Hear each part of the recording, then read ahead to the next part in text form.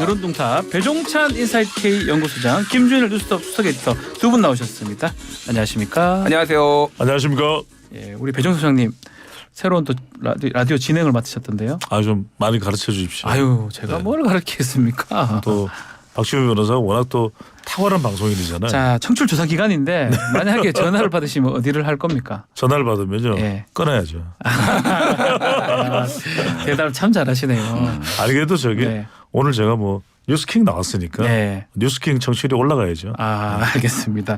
이 02로 전화를 온다고 하는데 저도 받아본 적은 사실 없는데 안 오더라고요. 네, 저도 한번 받아서 뭘 듣냐 이렇게 물어보면 네. 저는 진짜 이것밖에 못 듣잖아요. 이 시간에 진행을 하니까 제가 한번 답을 한번 해보고 싶긴 한데 저는 제가 출연하는 게 라디오가 한 6개 정도 돼요. 다 읊어야 되나 이거를. 아니, 김준일 에디터는 워낙 방송 출연을 다양하게 하시니까 네. 난감하실 것 같아요. 하나만 아마 가능할 것 같은데 02로 전화가 오면 뉴스킹 박지훈입니다. 잘 듣고 있다고 말씀 부탁드리겠습니다. 8258님 매일 아침 만나는 친구 뉴스킹 인증샷 주셨고요. 8875님 오늘도 열심히 듣고 있습니다. 화이팅 글 주셨습니다. 커피 쿠폰 보내드리겠습니다. 감사합니다. 자, 본격적인 이야기 이어가겠습니다. 국정 지지율이 소폭이긴 한데 3주 연속 오름세입니다. 좀 분석 또 얘기 좀 해주십시오. 그렇습니다. 3주 연속 오름세 기준이 네. 되는 조사가 우리가 이제 매주 소개해드리는 리얼미터 조사인데요. 네. 오늘 소개해드리는 모든 조사는 중앙선거여론조사 심의위원회 홈페이지에서 확인 가능합니다. 네. 리얼미터가 미디어 트리뷴 의뢰로 지난 26일부터 30일까지 실시한 조사입니다. 그 이후에 실시된 조사도 있는데 네. 쭉 추세를 보는 데는 한 조사, 동일한 조사를 계속 비교해 보는 게 좋아서요. 이 조사에서 윤석열 대통령 국정수행 긍정평가 42%로 직전 조사 한 주 전 조사보다는 3%포인트 올라갔습니다. 40%대네요. 예. 부정평가는 56.1%로 내려왔습니다. 네. 그러니까 대통령 지지율이 조금씩이긴 하지만 3주 연속 상승한 결과로 나타났는데 가장 큰 이유는 대통령 지지율에 지금 긍정평가 이유로 속하는 것이 똑같은 내용들이 다 올라가 있어요. 그러니까 외교도 긍정 이유, 네. 부정 이유. 아하. 또 수능 관련된 교육 내용도 긍정 이유, 또 부정 이유. 심지어 후쿠시마도 긍정 부정. 그러니까 다 이렇게 쪼개져 있는 이른바 진영 프레임으로 갈라져 있어서 후쿠시마 방류에 대한 부정적인 여론이 상당히 높은데 이게 국정 운영으로는 지금 상태에서는 연결되지 않는 진영 간 대결 구도로 극도로 프레임화되어 있다. 또 하나는 이제 2008년에 이 광우병 때 그때 네. 이제 트라우마가 상당히 심했는데 그 당시에 학습효과 때문인지 탓인지 중간지대 유권자층이 상당히 좀 관망세예요. 아직까지도 계속 지켜보자라는 그런 추세로 국면으로 나타나고 있습니다. 자, 오염수 특히 오염수 논란이 이 지지율에 큰 영향이 없는 것 같아요. 이걸로 봤을 때는 아직까지는. 기사를 하나 소개시켜 드리겠습니다. 노컷뉴스에서 한 2시간 전에 나온 기사인데요. 네. 제목이 광우병 트라우마 여오염수 대응 방식 지지율은 괜찮다?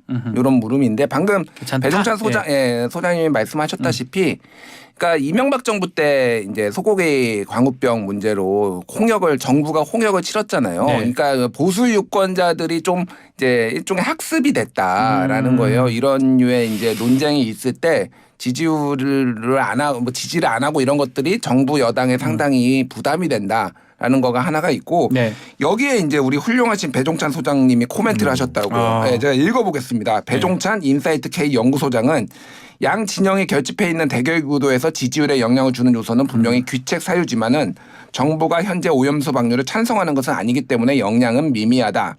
하지만 실제 방류 시점이 다가오면서 정부가 어떤 액션을 취하느냐에 따라 흐름은 달라질 수 있다라고 했는데 100% 정확한 분석이라고 봅니다. 네.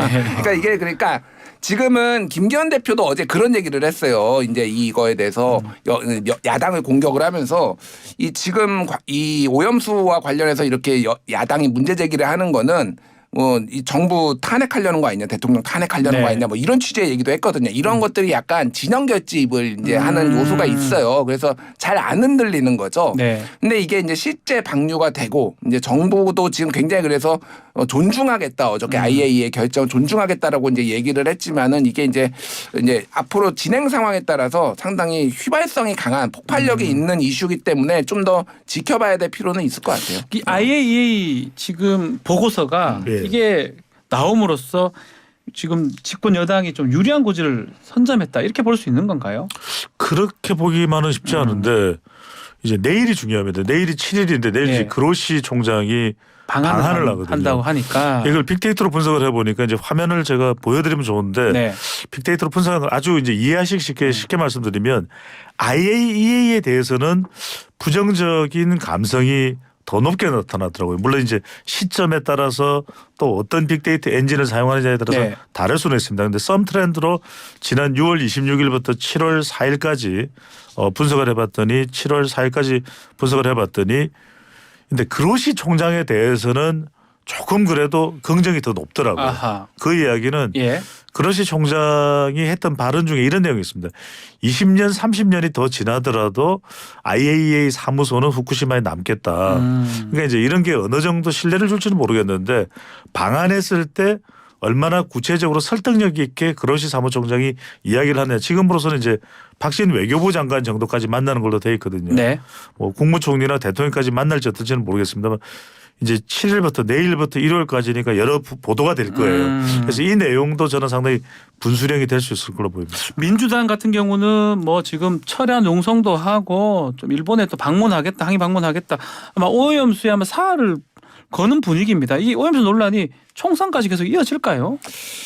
계속 이어질지는 좀 미지수예요. 그러니까 왜냐하면은 이 오염수라는 게 이를테면은 일종의 이제 그 방사성 물질이 포함된 독성 물질인 거는 맞는데 네. 우리가 항상 이제 주의해서 봐야 될 거는 독성 물질이라고 다 위험한 건 아니거든요. 모든 게 다 독성 물질은 도처에 널려 있고 네. 이거의 노출 기간 그리고 그 양, 노출 양 이게 이제 얼마나 사람한테 유해한지 여부인데 이 방사성 물질 같은 경우에는 일단은 이게 기준치 아래라고 하잖아요. 네. 그러니까 이게 가장 문제가 되는 거는 그거죠. 이거를 30년 동안 이런 식으로 투기 바다에 한 적이 없다라는 거예요. 인류가. 물론 이제 이게 방사성 처음에 후쿠시마 원전이 폭파된 다음에 2011년부터 한 2014년까지 차수벽이 만들어지기 전까지 네. 그때는 이제 바다에 투기가 됐는데 대한민국 해역에는 큰 방사성 농도의 차이가 없다라는 거는 이제 대한민국 정부가 이제 발표를 했는데 어쨌든 이게 전체적으로 보면 해양 생태계에 어떤 영향을 미칠지에 대해서 알 수가 없는 거예요. 그러니까 제가 말한 건 뭐냐면은 사실은 직접적으로 이제 나한테 위해나 위협이 국민들한테 없을 때는 이게 좀 잊혀질 수도 있다라는 거예요. 그러니까. 근데 사실 그거와는 별도로 그러니까 정치적 유불리하고는 별도로 이 방식에 맞는 거냐에 대해서는 계속 의문이 들 수밖에 없는 거죠. 그러니까 이게 뭐냐면은 그러니까 이게 정치의 문제가 있고 과학의 문제가 있고 네. 국제 외교의 문제가 있고 이게 다 중첩적으로 하다 보니까 각자 이제 좀 비슷한 얘기를 하는데 요거 하나만 말씀드릴게요.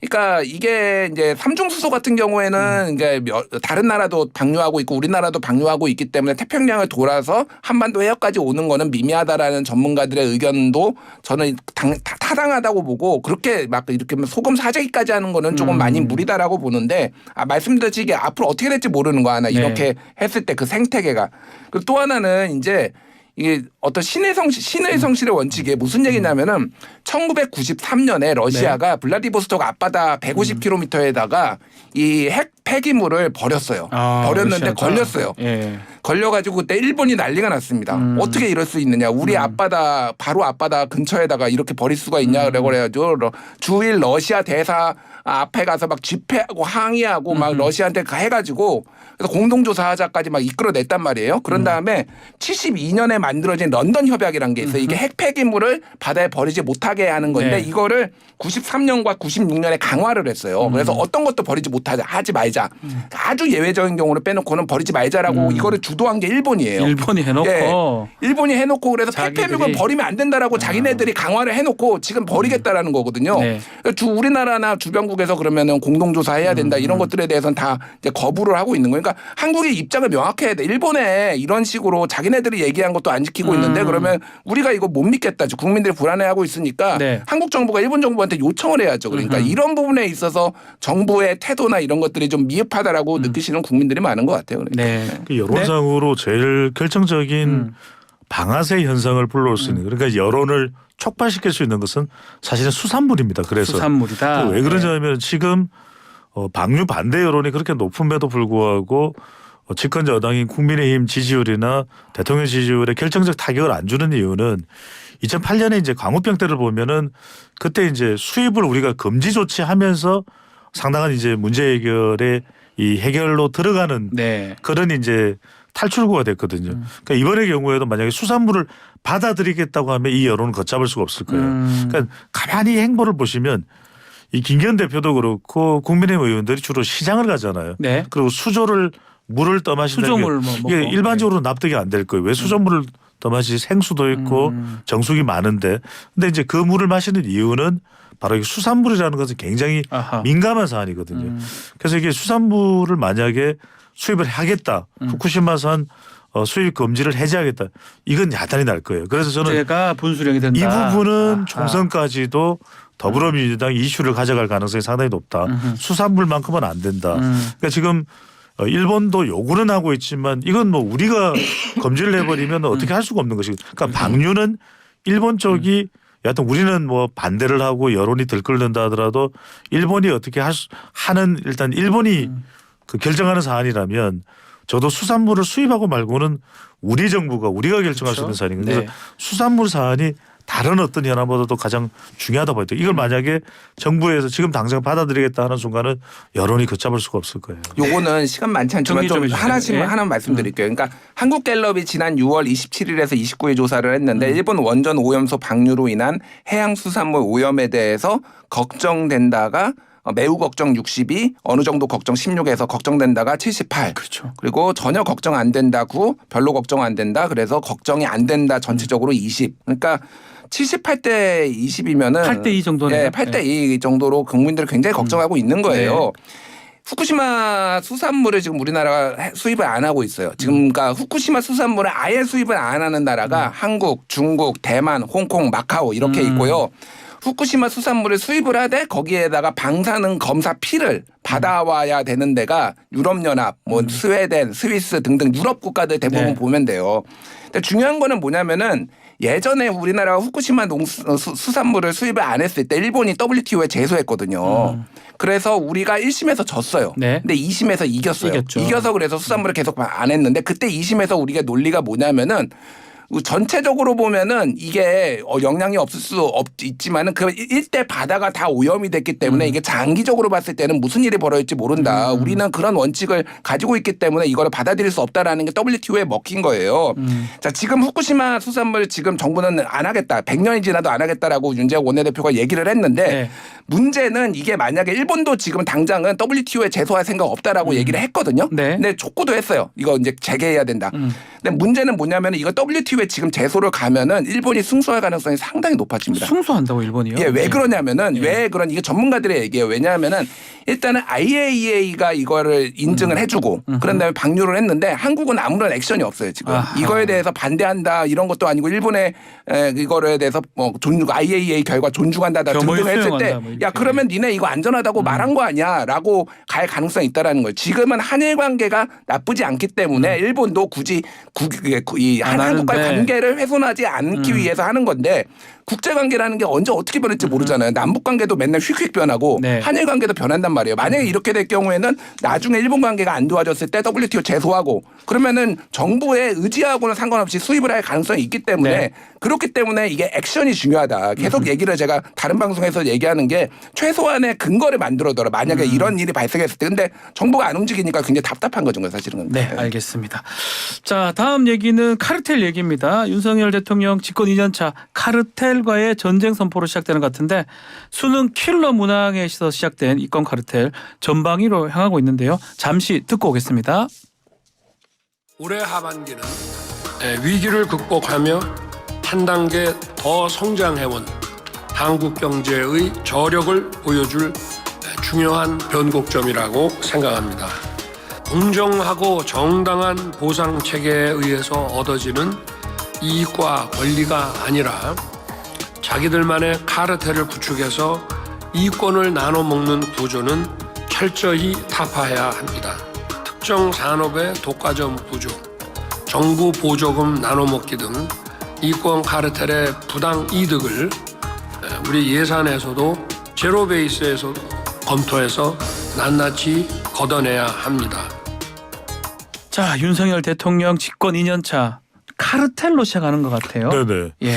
그런 이유가 있는 것 같아요. 물론 이제 불법적이고 부정적이고 이제 부당한 것은 바로 잡아야 되겠죠. 네. 근데 이제 정치적 논란도 있을 수 있습니다. 어떤 시각에서 바라보느냐가 중요한데 일단은 이런 설정을 하게 되는 이제 배경을 데이터상으로 분석을 해보면 중요한 건 이제 지지층은 반드시 붙들고 가야 되거든요. 예. 그리고 이전에도 보면은 지난 이제 박근혜 이 정권이 국정농단으로 무너질 때 보면 대통령 지지율이 확 이제 이 가라앉아 버리거든요. 무너지거든요. 네. 그러니까 뭐 40, 50대 했던 지지율이 25 밑으로 그리고 10 밑으로 나중에는 급기한 4, 5%가 되고 결국 탄핵으로 이어졌는데 윤석열 대통령 경우에도 이권 카르텔, 기득권 카르텔을 설정하는 것이 왜 중요하냐면 그러면 이제 목표와 타겟이 설정되는 겁니다. 그러면 이제 지지층들은 결집할 수가 있죠. 네. 또 하나는 뭐냐면 이런 타겟이 설정되면은 일단 뭐 진행 과정이 나오기 때문에 중도층들이 일단은 좀 관망을 할 수가 있어요.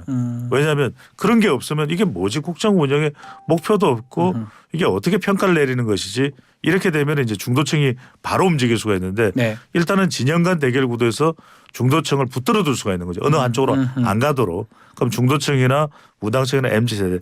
마지막으로 뭐냐면 최근에 뭐 이제 차관도 전진 배치해서 네. 이거는 이제 진영 간 대결 구도가 고지전이라면 이 차관을 배치하는 이런 인사는 대통령 인사는 속도전이라고 볼 수 있거든요. 이건 뭐냐면 이제 성과 평가를 통해서 추가적인 지지를 얻어낼 수 있는 그런 이제 방법이 가능해지는 거죠. 안 그러면은 뭘 했다, 어떤 성과가 있었다 이렇게 여소야대 국면에서 굉장히 총선 직전이든 총선 이후든 평가받기가 매우 힘들거든요. 그런데 봐라 우리가 기존에 이권 카르텔이 한 이 정도 예산 낭비가 있었는데 이걸 한 1,000억 정도 줄였다. 이러면 훨씬 더 쉽게 설명이 가능해지거든요. 네. 그런 차원에서 분명히 정치적 논란이 있을 겁니다. 그러니까 정치적 논란이 있음에도 불구하고 이권 카르텔, 기득권 카르텔을 설정한 그런 이유 배경으로 볼 수가 있겠죠.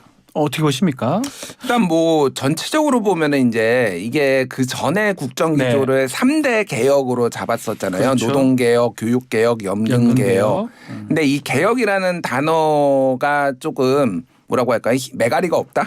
힘이 약간 없다. 그렇게 예. 좀 느낀 것 같아요. 그러니까 이거를 좀 더 어떤 강고한 어떤 뭐 기득권들을 깨는 이런 정부로 조금 개혁의 업그레이드 판으로 네. 카르텔이라는 단어를 좀 쓰는 것 같습니다. 그래서 저는 뭐 일단은 카르텔을 깨겠다라는 거에 대해서는 이견이 없어요. 문제가 있으면 카르텔을 깨야죠. 그렇죠. 카르텔 근데 지금 용어 자체가 나쁜 아니, 나쁜 거 용어, 아닌가요? 나쁜 용어니까. 나빠 보이니까요. 근데 예. 이제 세부로 하나씩 들어가면은 야 이게 카르텔이 맞아? 네. 이게 맞아? 뭐 이런 거죠. 그러니까 뭐 사교육 시장의 카르텔 뭐 이거를 얘기를 했는데.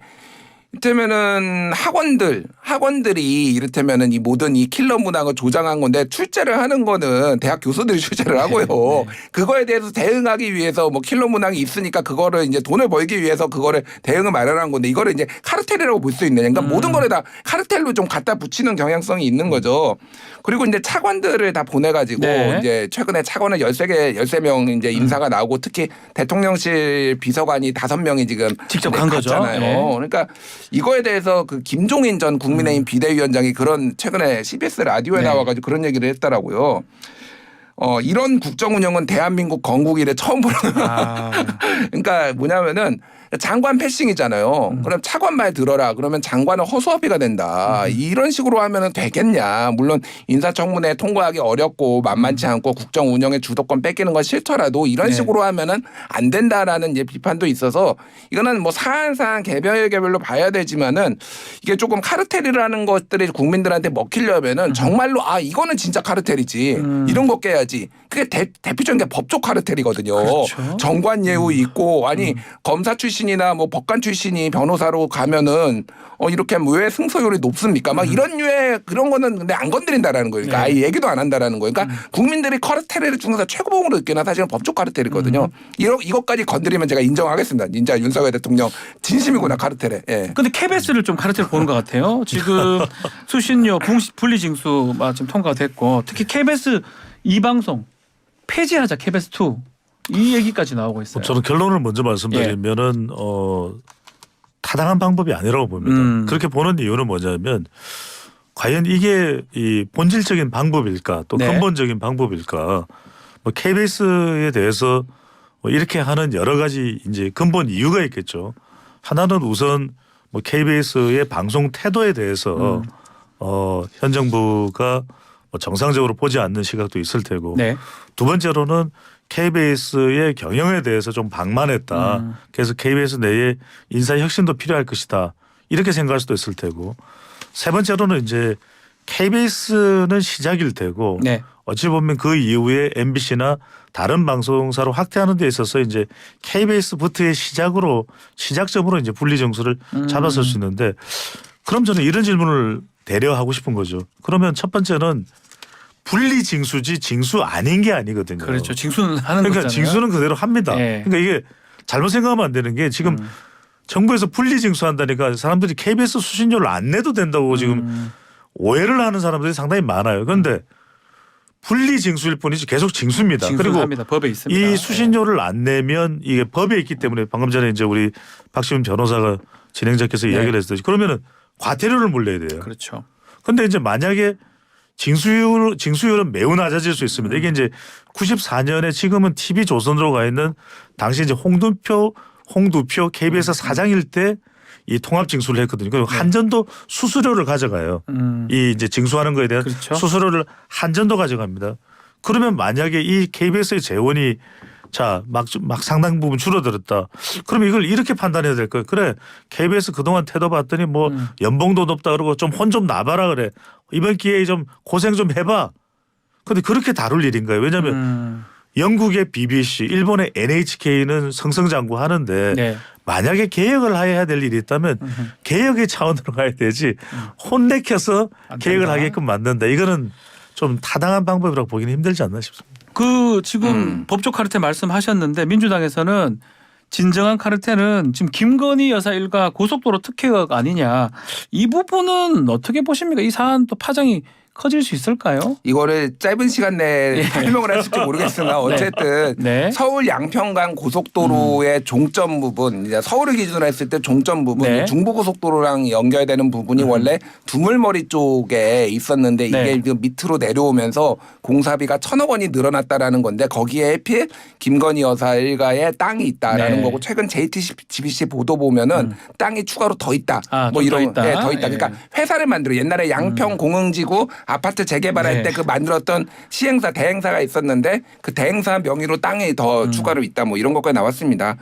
그러니까 저는 이해가 안 가는 게 뭐냐면은 네. 이거를 위에 거를 밑으로 바꿨을 때 네. 얻는 이득이 뭔지를 모르겠어요. 그러니까 이거를 바꾸게 된 게 그 주민들이 요구해서라고 하는데 요구한 주민이 지금 나온 사람이 아무도 없어요. 일단은 요구한 공청회를 주민이 없다. 하거나 뭐를 예. 이걸 한 게 없어요. 그리고 처음에 이렇게 시작과 종점은 그러니까 이를테면 중간에 노선이 좀 변경되는 경우는 있는데 시작과 종점이 예비 타당성 조사를 거쳤는데 그렇죠. 변경된 적은 한 번도 없다라는 거예요. 그러니까 이게 이유가 있는 거예요. 그러니까 두물머리 쪽에 한 거는 두물머리에 관광객들이 많이 가고 그러기 때문에 혼잡하니까 거기에 출구를 하나 더 만들어 가지고 네. 교통을 분산시키자는 건데 이게 몇백 킬로 아니고 몇십 킬로 몇십 내려오면은 킬로까지. 네. 이게 그 효과가 없다라는 거예요. 강상면에 그러니까 가면, 예, 네. 그러니까 그 부분도 있고, 그러니까 이게 왜 변경되는지에 대해서 아무도 설명을 못 해요. 그러니까 이거의 타당성에 대해서 공사 기간도 늘어나, 그리고 교통 체증 해소도 안 돼, 그리고 주민들이 이거에 대해서 찬성했다라고 주장을 하지만은 그 주민의 실체가 없어. 네. 근데 이거를 예비 타당성 조사가 지나고 지금 그렇게 돼서 이게 진행됐단 말이에요. 원희룡 장관은 이거는 늘공들의 책임이다. 네. 나는 책임이 없다 이런 식으로 얘기했는데 장관이 책임만 안 지면 도대체 누가 책임을 집니까 이거를. 그러니까 저는 이거는 굉장히 좀 앞으로 뭐 추가로 네. 나가는 거에 따라서 굉장히 좀 파괴력이 클 것 같아요. 파괴력이 있을 왜 것이다. 그러냐면은 지금 민주당 쪽의 TF 쪽의 얘기로는 땅이 더 있다라는 거예요. 지금 아직은 확인은 안 됐는데 더 있다. 추가 조사를 하고 있는데 차명으로 지금 조사를 하고 강덕구 의원이 예. 오늘 라디오에 나와서 아침에 그 얘기도 했거든요. 차명으로 지금 한 거를 지금 다 파고 있다라는 거예요. 이게 그러면 한두 건이 아니다라고 하면 사실은 상식적으로 봤을 때 전 정부 예를 들면 뭐 문재인 정부뿐만 예. 아니라 역대 정부에서 영부인 뭐 영부인의 땅이 뭐 있어가지고 이런 게 했을 때는 이거는 예. 국정조사감입니다. 예. 그리고 특검해야 될 그 정도 사안이에요. 지금 워낙 이슈가 많으니까 이게 지금 약간 묻히고 있는데 저는 심각한 문제라고 좀 보고 있어요. 사실은. 이 부분은. 알겠습니다. 예. 짧게 짧게만 좀 해주십니다. 말씀드리면은 결국에는 이게 타당성 그다음에 투명성 근거성에 따라서 하남에서 출발한 고속도로가 이제 양평까지 가는 건데 그럼 하남도 요구가 있을 수가 있거든요. 그렇죠. 이게 5월 달에 좀 갑자기 변했다 이런 이야기거든요. 네. 그러면 이제 이건 원희룡 장관이 허무맹랑한 이야기다. 이 의혹에 대해서 그러면 정확하게 근거나 이런 걸 분명히 그렇죠. 제시할 필요가 있겠죠. 근거를 네. 제시해야 된다. 자, 민주당 얘기도 좀 해보겠습니다. 최근에 이낙연 전 대표 또 추미애 전 장관의 행보가 심상치 않은데요. 뭐 발언 역시 큰 파장을 낳고 있는 것 같습니다. 일단 한번 들어보시겠습니다. 정부는 무능한 데다 폭주를 하고 있고 국회는 국민의 신뢰를 얻지 못하고 있습니다. 이런 때 제가 몸담은 민주당이 중요한 역할을 해줘야 할 텐데 국민의 기대에 많이 미흡합니다. 혁신의 핵심은 도덕성 회복과 당내 민주주의 활성화입니다. 혁신은 민주당의 눈높이가 아니라 국민의 눈높이에 맞는 혁신이 되어야 합니다. 네. 자연인 추미애로서 네.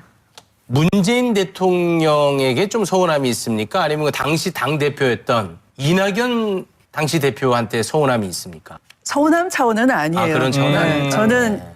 그 정무수석도 대통령을 보호해야 되고 또 그런 말씀 하실 수 있다 이해를 해요. 그러나 정무수석은 미안하지만 그 자리에 없었어요. 아니 정무수석 말고 네. 이낙연 그리고 그리고 문재인. 민주당 대표.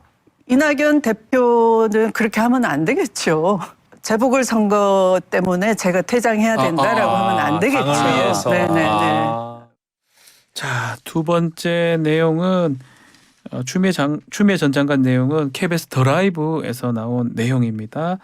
자, 이낙연 전 대표 지금 민주당 혁신을 얘기를 하면서 뭐 이재명 대표를 저격한다고 봐야 됩니까? 어떻게 해석하는 게 맞습니까? 뭐 큰 틀에서 보면은 저격을 네. 한 게 맞는데 사실은 또 원론적인 얘기기도 해요. 네. 지금 민주당이 쇄신이 안 되고 있다. 당내 온정주의 등등을 지적하는 사람이 한두 명이 아니잖아요. 네. 저도 지적합니다. 네. 근데 이거를 이제 이낙연이 지적을 하니까 이게 네. 굉장히 이제 그렇게 좀 정치적으로 해석이 되는 거죠. 특히 이재명 대표랑 아직 안 만났잖아요. 그러면서 뭐 광주에 이제 호남에 가가지고 이제 뭐 강연을 한다든지 문재인 대통령 만난다든지 이것이 좀 이재명과의 차별화 그리고 뭐 이를테면 이재명 대표 체제를 흔들려는 뭐 이런 걸로 이제 특히 민주당 강성 지지자들은 보는 것 같아요. 네. 그래서 큰 틀에서 보면은 잠재적인 불씨가 굉장히 남아 있다라고 보는데 저는 일단 이런 불안감을 해소하기 위해서 조금 이제 이낙연 대표가 조금 이재명 대표를 빨리 만나는 게 좋지 않나 그 생각은 들어요. 어쨌든 큰 틀에서 보면은 당이 잘 되면 본인이 그리고 무리하게 치고 들어갔을 경우에는 상당히 역풍이 있을 수가 있거든요. 네. 그러니까 정말로 이재명 체제와 혁신이가 못했을 때 이렇게 목소리를 내는 것과 바깥 외곽에서 계속 책임감 있는 정치인인데 계속 이런 식으로 하나씩 얘기를 하는 게 당원들이나 지지자들이 어떻게 볼지를 좀 생각을 해보셔야 될 것 같아요. 예. 예. 지지층들은 이제 대체로 지금은 더불어민주당 지지층이었죠. 더불어민주당 네. 지지층은 뭐 이재명 대표 쪽으로 결집돼 있다. 그러면은 뭐 요약해서 말씀드리면 저는 이낙연 전 대표는 본인의 길을 가겠다고 결심을 한 것 같아요. 아, 결심을 한 것 그렇지 같다. 않고는 예. 지금 주변에서도 굉장히 많이 이재명 대표를 만나라고 이야기하는데도 만나지 않는 것은 온갖 정치적 해석을 낳을 수가 있거든요. 그것까지 감수하겠다라는 것은 본인의 계획대로 움직인다는 이야기고 본인의 계획은 이재명 대표와 협력자도 협력자가 될 수도 있겠지만 더 큰 것은 경쟁자다. 경쟁자 구도로 가서 네. 이재명 대표의 대안으로서 본인이 올라서서 또 대선까지 목표를 하겠다. 그게 이제 분명해 보여요. 그렇지 않고는 이런 공개되는 행보를 할 이유가 없잖아요. 네. 그런 면에서 이제 우선 호남을 결집하고 김대중 전 대통령의 정치적 유산에 공감하는 국민들을 결집을 해서 새로운 좀 민주당 쪽으로 뉴민주당 쪽으로 가는 생각을 품고 있는 것 같아요. 지금 당장은 예. 그만한 결집력이나 이재명 대표를 넘어설 파괴력은 없지만 천천히 쌓아가겠다 이런 보관과 계획이 있어 보여요. 자, 그러면 추미애 전 장관은 왜 이렇게 발언을 하고 있을까요? 뭐 존재감 드러내긴 아, 것 같아요. 예. 왜냐하면은 책임론에 있어서 상당히 조금 공궁한 정치적으로 공궁한 상황에 좀 있었던 것 같습니다. 네. 왜냐하면은 추영 갈등으로 윤석열 검찰총장의 체급을 키워줬고 그걸로 정권까지 뺏긴 거 아니냐 이런 책임론이 있고 좀 더 거슬러 올라가 보면은 이제 그 민주당에서 추미애 당대표 시절에 네. 이를테면은 댓글 조작 의혹이 있다라고 해서 수사 요청까지 하고 검찰에 그런데 경찰이었군요. 근데 알고 보니 그 드루킹이었고 드루킹의 파장이 김경수 뭐 노회찬 이제 그 극단적 선택 막 이런 것까지 이어진 거 막 이런 것들에 대해서 야당 지지자들의 조금 안 좋은 시선이 있는데 이게 사실은 내가 잘못한 게 아니라 문재인 대통령의 우유부단함 아니면 이낙연 전 대표가 당대표가 나를 쳐내면서 이런 문제가 발생을 했다라는 건데 글쎄요. 이게 그러니까 일종의 난사거든요. 난사. 예, 뭐 야군 적군 할 거 없이 막 난사하는 건데 이게 딱히 도움이 될까 그 생각은 들어요. 지금 뭐 콘돈의 아놈이거든요. 지금 민주당 상황을 보면은 막 이 사람 저 사람 다 나와가지고 다 저격하고 있고 그래서 전체적으로 보면은 조금 그 민주당 지지자들도 일부는 추미애 장관 지지하지만 일부에서는 굉장히 강력하게 비판하고 있습니다. 조금 자중을 하셔야 됐고 조금 정확하게 팩트 중심으로 좀 얘기를 해야 될 것 같아요. 예. 짧게 예. 말씀드리면은 저는 추미애 전 장관도 서서히 더 큰 꿈을 꾸고 있는 것 같아요. 아. 그 꿈이 단순히 내년 총선에만 그치지 않는다. 예. 이렇게 이제 이재명 대표에게 힘을 실어주고 이재명 대표에 대해서 간디라 그랬죠. 예. 그 이야기는 이제 본인이 친명 후보라는 점을 분명히 한 것 같아요. 뭐 광진 본인의 원래 지역구로 돌아갈지 어떨지는 모르겠지만 일단은 친명 지지층을 본인도 좀 결집하겠다. 그래서 이재명 대표만큼의 파괴력을 얻을 수는 없겠지만 일단 총선에서 당선돼서 국회로 돌아온다면 6선이거든요. 예. 6선의 목소리를 내기 시작하면 윤석열 대통령과도 대립각이 가능할 거예요. 그러니까 본인이 오히려 윤석열 전 검찰총장을 대통령으로 만들어준 거 아니냐 이런 비판을 상당히 많이 받잖아요. 그런데 이제 그걸 만회하기 위해서라도 윤석열 대통령과 상당히 대립각을 세우는 그런 이제 정치적 행보를 하겠죠. 그런 행보가 아마 이게 발단 이런 발언의 계기일 것이다. 알겠습니다. 자, 오늘 여론 뚱탑 여기서 마무리를 하겠습니다. 김준일 수석 에디터, 배종수 소장 두 분 감사합니다. 감사합니다. 고맙습니다.